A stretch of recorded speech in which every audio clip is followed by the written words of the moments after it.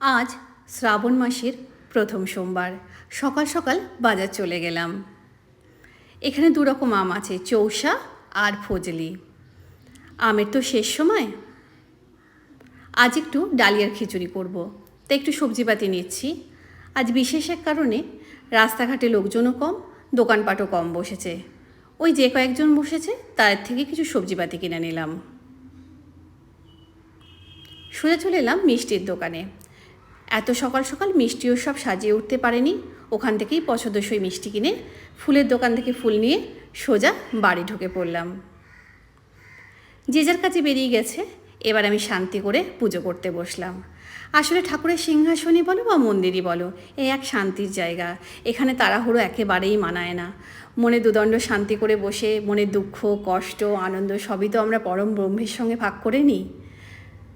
ঠাকুরের জন্য একটু ফল আর মিষ্টির আয়োজন করেছিলাম, সেটাই আমি কেটে গুছিয়ে সাজিয়ে দিলাম।